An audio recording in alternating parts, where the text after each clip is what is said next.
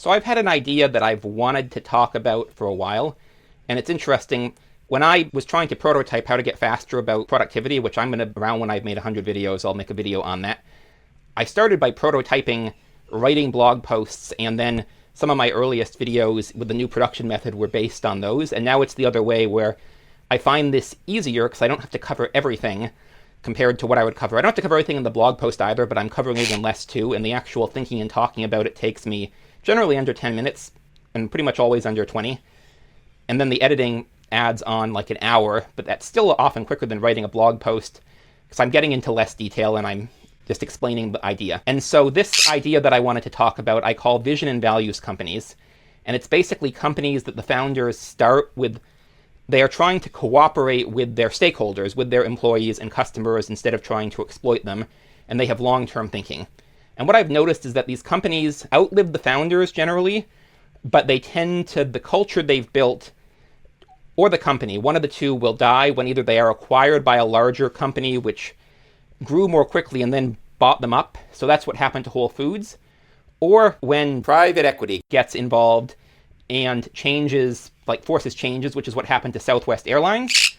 Or it's gotten several generations removed from the founder, and the new generation is focused on short-term profits now as opposed to sustainability of the company, which is what happened to LL Bean. However, one of the companies that still, the founder is at the helm, and so it's going to, I think, at least last until his death, is Buc-ee's in Texas. And another one is H-E-B. And Whataburger was often called part of the Texas Trinity, but apparently Whataburger has gotten bought in by one of these big, like, investment companies, and so the culture is going the way that corporate culture tends to go. But I'm interested in this idea because, again, I'm trying to start a company, and I want it to be a vision and values company where it's how do I work with the customers and with the employees. I think part of the key thing is keeping it relatively small and having a plan to basically bud off new companies if it gets above 150 employees, and maybe above 50 employees, as opposed to scaling. But then the other thing is setting it up to protect it both from my own descendants, assuming I have them, from doing the LL Bean thing of we're going to force short-term solutions, and from acquisitions and private equity, which I guess is still an acquisition, right? The leverage buyout.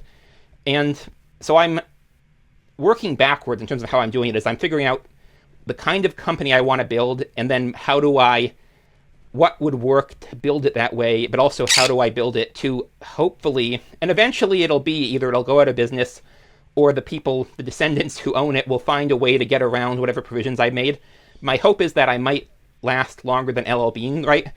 That setting it up so that it's harder to do might still keep that culture longer. And I think we need more companies like this, and one of the things about the channel is I'm talking about this as I'm figuring it out, so that people who might want to do this themselves can see this is the process of figuring it out. And if I am successful, you can go back and look at my early videos and see this is my thought process. So I just wanted to talk about that quickly.